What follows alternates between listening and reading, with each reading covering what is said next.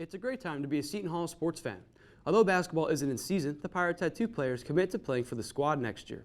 Over on the softball field, the team is balling. Seton Hall has 30 wins for the first time since 2005. Moving on to baseball, the team is on a 3-game win streak and sitting with a record of 19-16. Will these transfers help Seton Hall be competitive last year? With the softball teams being in good form, will it persist throughout the rest of the season? And is this the year the baseball team gets back to the program they used to be? All this and more, this is Hall Talk.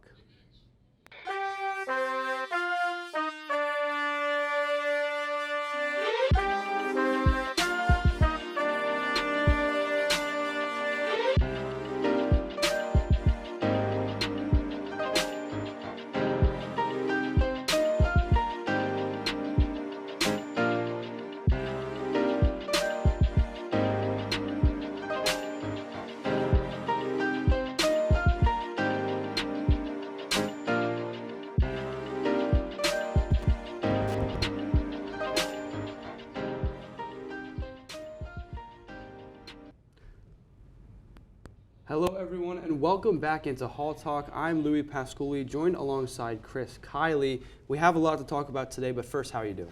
I'm doing well, Louie. This is getting closer and closer to, we're fully in spring now. This is mid-April, and when it comes to Seton Hall sports, Seton Hall programs have been on fire. Oh yeah, spring has certainly sprung here at the Hall, a common phrase used on Hall Talk. Let's first talk about basketball for a second. I know now they are not in season, but this team has gotten 2 recent transfers, Asia Davis and Micah Gray. With so many players leaving next year, whether that be they're graduating or transferring away, how does this fare for the Seton Hall basketball team?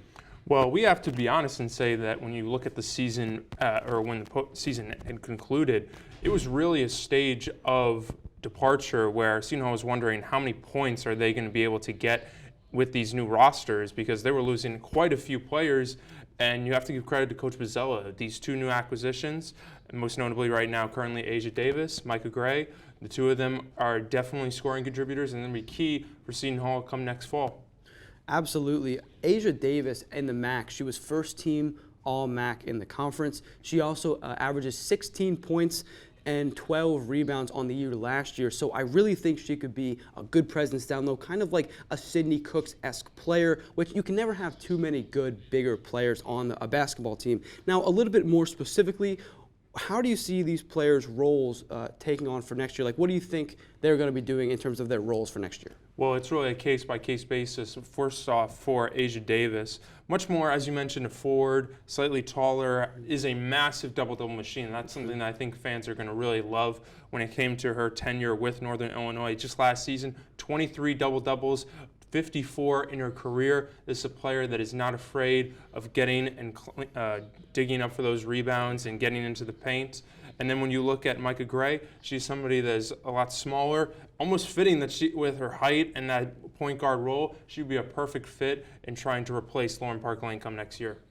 Oh, and that is a tough task. That is not going to be an easy thing to do, replacing Lauren Park Lane, one of the best players in the nation. But I think depending on the freshman recruiting class and also the transfer Seton Hall get, I mean, these 2 players have a really good chance to start. Asia Davis, like I said, a bigger body, being able to get it done, as you said, with double-doubles almost every night. I really do think that these players could start if things go well for them in the offseason. But now I want to take a look at the softball team.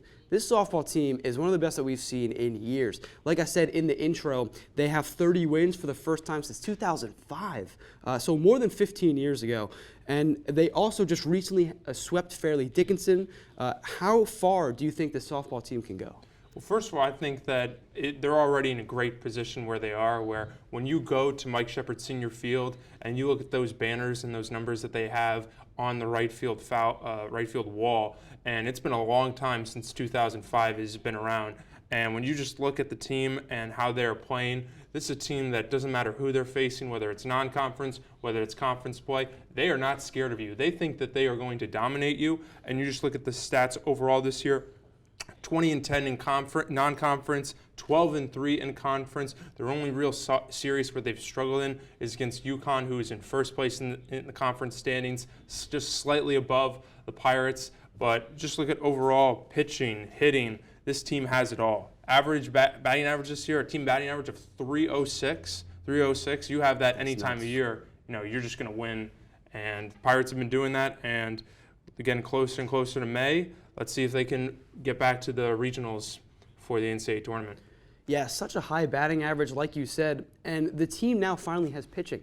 They had 2 very good pitchers last year, but that's it. They only had about 2 because of injuries. So this year, we're seeing 4, 5, 6 different players take the mound for Seton Hall. It's beneficial. Cindy Babbitt and Shelby Smith don't have to go as long in games. They also can get more breaks in terms of their rotation days and who's starting. So it's really good to see. And not to mention, those pitchers can also hit. So the other day, Shelby Smith, I believe she pitched and also hit a home run in the same game. I mean, that's like some Shohei Ohtani stuff. That's unheard of. So Seton Hall being able to get it done from the circle and at the batter's box, it's really awesome to see. Like you said, they have great team stats as well, and they enjoy playing together. I mean, you could just see it watching these games.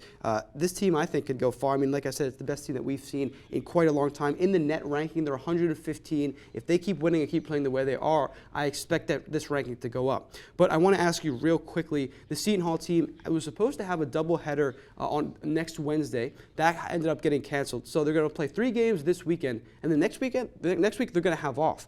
With the team playing so well, how do you think that will fare for them keeping up the momentum after this kind of extended break?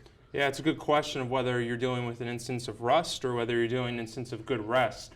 And for Seton Hall, I don't really think that's big of a worry. Just when it comes to this season, they've just been dominant against any and all or conference teams not named UConn. And when you're getting into that home stretch, you really want to stay in that good feel of getting those wins, and that's what I think they're just going to continue to do. I think at the same time, when it comes to this rest, it's going to be very necessary for that pitching staff. They just come for the past 3-4 weeks. They've just been exhausted. It's been one after another, whether it's Kelsey Carr, whether it's Shelby Smith, Sydney Babbitt, all of them have just been pitching day in and day out. I think it would be a good time to get maybe a week or so off right before the conference tournament starts. Yeah, and I agree. I think that this will not lead to rust. I think it will be good rest, like you said. And even though Seton Hall has more pitchers, like I talked about, I mean, rest for pitchers is always ideal in the middle of a season when, they've already played, almost 50 games. And so, yeah, like you said, I completely agree with you. Now let's take a look at the baseball team. Now, this is a baseball team that is above 500, 3 games over 500. They're currently on a 3-game win streak, and they just beat Wagner 14-5 on Wednesday.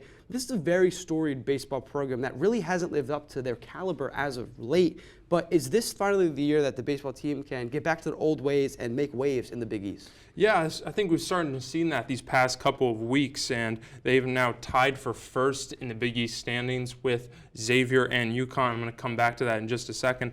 But over these past couple of weeks, getting big win series over Georgetown, St. John's, that's something you always want to be in baseball. Just try to get 2 out of 3 in every series. You keep doing that, that piles up. That becomes 4 out of 6, 6 out of 9. 7 out of 12. Just continue to pile up series wins. You're never going to complain as a manager, and Manager Shepard is going to definitely love how his team's been playing, whether it's been hitting. Pitching has been a little bit of a weak spot, but when it comes to the Pirates hitting, opponent ERA of 5.25 compared to the Pirates 4.62, you're definitely going to love how his Pirates bats have been.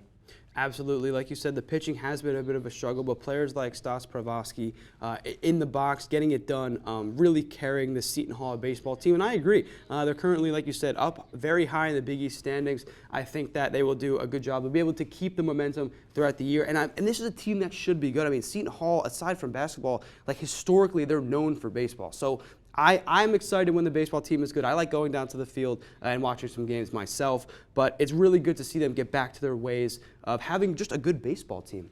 But that will do it for this episode of Hall Talk. For Chris Kiely, my name is Louie Pasculli. We thank you for watching. We hope you stay safe and have a fantastic day. We'll see you next time.